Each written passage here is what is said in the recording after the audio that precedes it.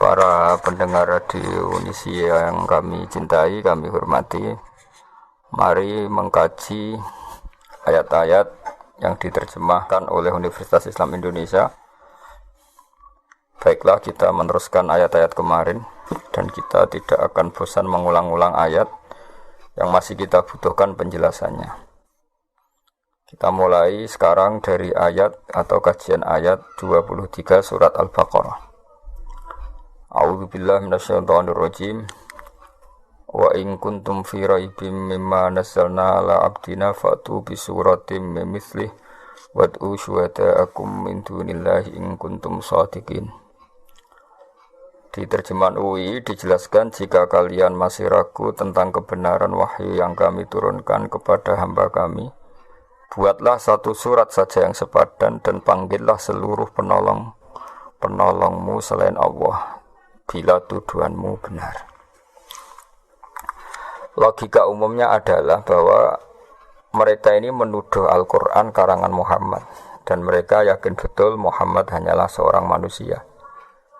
Normalnya kalau betul Muhammad seorang manusia dan bisa mengarang Al-Quran, mereka yang mengklaim mereka lebih cerdas, lebih pintar, lebih terpelajar harusnya bisa ngarang Al-Quran. Dan Al-Quran menantang mereka cukup satu surat saja yang menandingi Al-Quran. Tapi apa faktanya? Mereka tidak mampu. Sampai Rasulullah wafat pun mereka tidak mampu. Sampai sekarang pun mereka tidak mampu. Harusnya yang demikian menjadi satu keyakinan atau kesimpulan bahwa Al-Quran memang kalam Allah yang tidak bisa ditandingi oleh kalam manapun dan tidak akan tertandingi oleh karangan manusia apapun. Berikut beberapa cerita tentang naifnya mereka, ironisnya mereka. Saat mereka benar-benar sering kumpul dan rapat dan memutuskan ingin menandingi Al-Quran, mereka tidak mampu.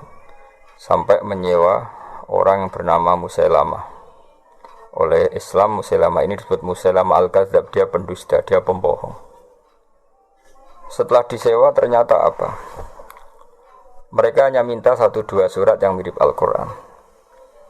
Misalnya begini, Al-Quran adalah wahyu Allah yang diantara yang diturunkan adalah surat Al-Fil. Alam taro kaifa fa'ala rabbuka bi ashabil fil. Alam yaj'al kaidahum fi tadlil wa arsala 'alaihim tayran ababil.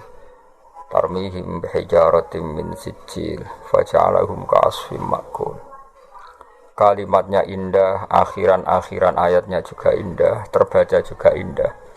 Kualitas mananya juga luar biasa, bahwa adalah fakta bangsa Arab sebelum kelahiran Nabi dalam waktu dekat ada prahara besar yang dialami penduduk Mekah, yaitu bahwa Abraha ingin merobohkan Ka'bah. Singkat cerita, Abraha ini adalah raja yang cerdas. Dia tahu bahwa Ka'bah adalah sumber ekonomi karena didatangi berbagai pihak. Dan itu artinya jadi wisata religi yang menghasilkan uang.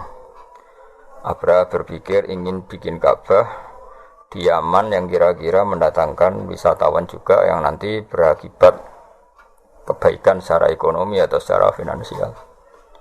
Singkat cerita, setelah dia bikin, ada orang Quraisy gak terima sampai buang air besar di situ. Kemudian ini sangat bikin marah Abraha dan dia bersumpah akan menghancurkan Ka'bah. Setelah bersumpah mau menghancurkan Ka'bah, dia datang ke sana dengan pasukan gajahnya yang terkenal, yang melegenda dalam sejarah Mekah, sejarah Ka'bah. Ketika sudah mendekati Ka'bah, singkat cerita,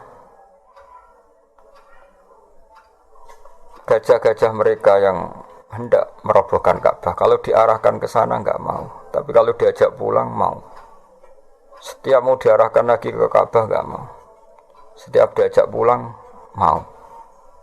Sehingga ini jadi peristiwa besar. Kemudian Abraham memaksakan tetap mau menghancurkan Ka'bah. Kenapa redaksinya alam taro? Bukankah kamu melihat? Berikut pendengar saya kutip sebagian sejarah pokok di sini. Tentu saat itu yang Sayyidul Qaumi, tuan daripada yang dipertuan besar di Mekah, di kampung Quraisy atau suku Quraisy adalah Sayyid Abdul Muthalib. Dia adalah mbah kandung Rasulullah SAW, Muhammad bin Abdullah bin Abdul Muthalib. Abraha sebagai seorang raja, dia relatif berperadaban. Dia tanya, kalau saya mau menghancurkan Ka'bah, siapa yang harus saya temui? Kata masyarakat, ya Abdul Muthalib Sayyidu Hadal Wadi. Abdul Muthalib dia adalah pemimpin di sini. Tapi sebelum itu Abraha adalah merampas sekian unta dari kampung Quraisy, termasuk untanya Abdul Muthalib yang kurang lebih sampai jumlahnya 100 unta. Itu lazim dalam penjajahan dulu, mesti merampas harta-harta daerah yang dijajah.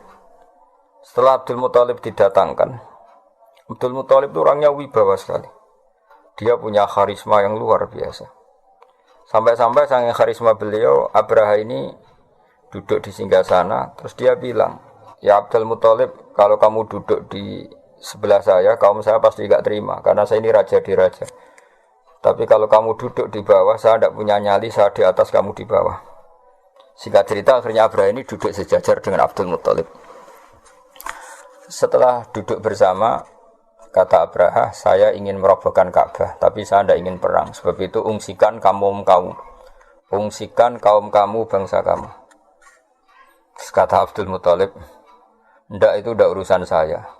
Yang penting unta saya yang kamu sita, kamu kembalikan. Abraha terkaget-kaget. Dan dia terkaget-kaget karena melihat kearifan Abdul Muthalib, kewibawaan Abdul Muthalib, dan dia orang besar yang dituakan, yang dianggap pemimpin besar. Dia terkaget-kaget ketika seorang Abdul Muthalib hanya memikirkan hartanya, bukan memikirkan Ka'bah. Sampai Abraha bilang, anta sayyidu hadal wadi, kamu ini tuan daripada penduduk sini. Dan penduduk sini semuanya keberatan kalau Ka'bah saya hancurkan. Tapi kamu sebagai pemimpin mereka malahan tidak memikirkan Ka'bah, malah hanya memikir unta kamu harus saya kembalikan. Aneh kamu. Kata Abdul Muthalib dengan kearifan dan keyakinan tauhidnya yang luar biasa, karena beliau adalah mbah Rasulullah, beliau mengandung Nurul Mustafa, nurnya Rasulullah. Beliau bilang, unta itu milik saya, sebab itu urusan saya dan kamu hanyalah urusan unta.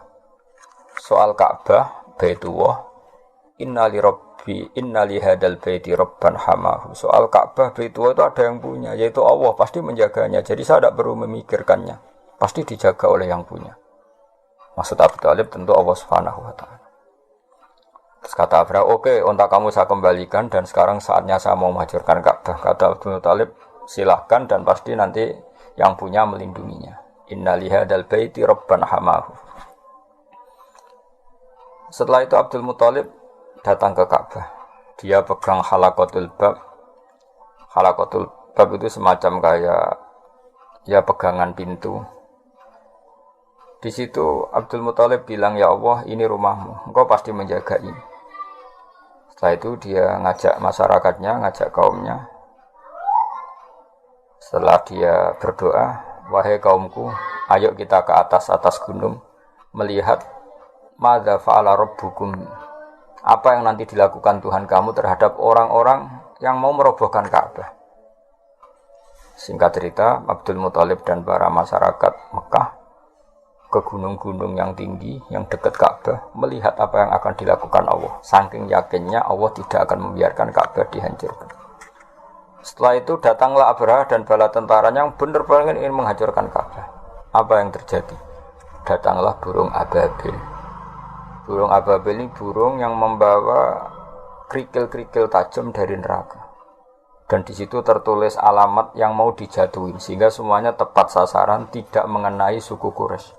Ini termasuk kudratullah, di mana burung yang tidak punya akal menjatuhkan kerikil tepat sasaran.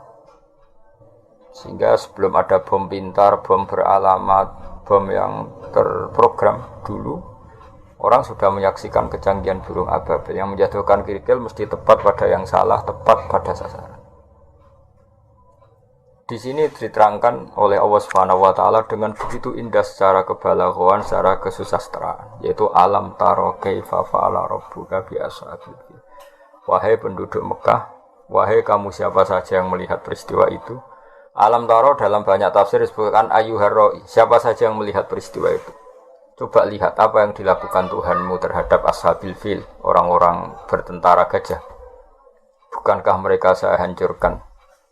dan mereka sia-sia. Tadlil artinya amal mereka sia-sia. Dan wa arsala alaihim tayran ababil, dan Tuhanmu yaitu Allah mengutus pasukan ababil. Yang ababil tadi membawa hijaratan min sijil. Wa arsala alaihim tayran ababil tarmihim bihijaratin min sijil. Faja'alahum ka'asfin ma'kul. Ini urutan ayat yang luar biasa. Alam tara kaifa fa'ala rabbuka bi ashabil fil. Alam yaj'al kaidahum fi tadlil wa arsala alaihim tayran ababil tarmihim hijaratin min sijil. Keindahan ini bukan terletak hanya karena diakhiri lam, semuanya sukun ya sukun semua sebagai waqaf, tidak. Tapi kualitas kesejarahan yang begitu dijelaskan detail dan faktual, yaitu nyata-nyata ada yang melihat, bersaksi melihat alam taro, dan mereka benar-benar taro melihat. Benar-benar ada pasukan gajah disebut ashabil fil. Benar-benar ada burung yang bernama ababil. Benar-benar ada batu kecil yang benar-benar min sijil. Semuanya diredaksikan begitu indah dan faktual, memang itu nyata. Sehingga orang-orang Quraisy ketika dengar ayat itu enggak berkutik. Betapa Quran itu indah dan enggak mungkin tertandingi. Kesejarahnya kena, bahasanya kena, keindahan pendengarannya kena. Karena mereka enggak mampu dan ditantang oleh Allah, silahkan tandingi yang seperti ini. Disewalah Musailamah Al-Kadzdzab untuk menandingi yang semacam surat ini. Apa yang terjadi? Musailamah datang. Dia ngomong sekenanya saja. Sampai si penyewanya itu kecewa semua. Dia malah cerita, Al-filu mal-fil wa ma adraka mal-fil lahu khurtumun tawil wa dhailuhu qasir. Dia menandingi surat ini dengan kata-kata yang sama sekali enggak ada maknanya dan tidak punya kualitas apapun. Dia hanya ingin berakhiran lam, terus kedengaran kayak mirip, tapi sama sekali tidak menunjuk makna yang luar biasa. Bahkan terkesan hadayan itu kayak omongan orang yang setengah gila, setengah ndak waras. Dia hanya cerita yang maknanya al-filu mal-fil. Kamu tahu gajah? Gajah itu apa? Gajah adalah hewan lahu khurtumun tawil. Dia punya belalai panjang. Wa dhailuhu qasir, tapi dia ekornya pendek dan sebagainya. Dia hanya ingin berakhiran dengan lam dan menjelaskan sesuatu yang enggak penting sama sekali. Sehingga sampai para penyawa bilang kamu itu gila, kamu itu pendusta. Sehingga disebut Musailamah Al-Kadzdzab. Ini pelajaran bagi kita bahwa Al-Quran adalah kalamullah dan siap diadu secara ilmiah. Saking siapnya sampai Quran bilang faktu. Kalau kamu enggak percaya dengan Quran ini adalah wahyu dari Allah, faktu, maka datangkanlah bisuratin mimisli. Kamu enggak apa-apa ngarang Quran asal kualitasnya sama, kebahasaannya sama, faktual sejarahnya sama, rohnya sama. Tentu mereka tidak akan mampu. Ketika nyata-nyata mereka tidak mampu, Allah sangat baik, masih memanggil mereka, fa illam taf'alu wa lan taf'alu fattaqun nar. Jika kamu tidak bisa melakukan itu dan memang tidak akan mampu, wa lan taf'alu fattaqun nar, kamu sebagai manusia harus takutlah masuk neraka. Yang neraka itu saking panasnya, waquduhan nas wal hijarah. Yang menjadi alat atau materi bahan bakarnya adalah manusia dan batu.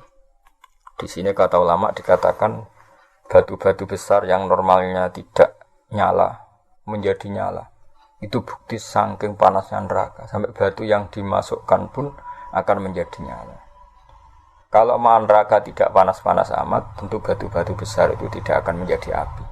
Tapi saking panasnya keadaan neraka, sampai batu-batu besar pun setelah dimasukkan menjadi bahan bakar, menjadi nyala dan menjadi bahan bakar. Wa'iddas lil kafirin. Tentu neraka itu dipersiapkan bagi mereka yang mengingkari kebenaran, mengingkari Allah dan Rasul dan kebenaran Quran. Dan sudah menjadi tradisi Allah Subhanahu wa taala setelah menerangkan orang-orang kafir, kemudian ayat diteruskan dengan menerangkan orang-orang mukmin. Wa basyiril ladzina amanu wa 'amilus solihati anna lahum jannatin tajri min tahtihal anhar. Sampaikan kabar gembira kepada mereka yang beriman dan beramal saleh bahwa bagi mereka surga-surga yang dihiasi oleh sungai-sungai yang mengalir. Kullama rusiku minha min thamaratir rizqan qalu hadzal ladzi rusiqna min qablu wa utubihi mutasyabiha. Setiap mendapat rezeki buah-buahan surga, mereka mengatakan rezeki ini pula yang telah diberikan kepada kami sebelumnya. Wa utu bihi mutasyabiha, mereka mendapat rezeki yang serupa. Walahum fiha azwajum mutahharatu wa hum fiha khalidun. Mereka juga diberi jodoh-jodoh yang serba suci dan mereka kekal di sana. Orang-orang iman di Al-Qur'an seringnya dibarengi dengan wa amilu sholihat, iman dan perilakunya soleh. Tentu ini penting sekali karena iman adalah bukti kita hidup, iman akan wujudnya Allah. Iman bahwa pencipta langit adalah Allah. Tentu konsekuensinya juga harus iman bahwa Allah ini punya aturan. Karena Allah adalah zat yang memerintahkan kebaikan, maka kita yang mukmin harus bercirikan melakukan kebaikan. Allah sebagai pengatur alam tentu melarang segala jenis kerusakan dan kezaliman. Kita pun ingin menghindari sejauh mungkin kerusakan dan kezaliman. Sebab itu kita tidak boleh mendewa-dewakan iman saja, karena di Al-Quran seringnya kata iman dibarengi dengan kata wa amilu sholihat dan berperilaku yang baik-baik. Para pendengar yang kami hormati, berperilaku baik-baik ini yang akhirnya bisa menjaga alam raya. Betapa rusaknya alam ini kalau kita atau manusianya berbuat dolim. Betapa kacaunya sistem sosial, kacaunya tata surya, kacaunya apa saja. Bumi bisa dihancurkan lewat bom atom. Manusia bisa dihancurkan oleh narkoba. Konflik bisa disulut karena banyak orang yang berselingkuh, banyak orang yang mengambil haknya orang lain, istrinya orang lain sekenanya. Betapa rusaknya ini.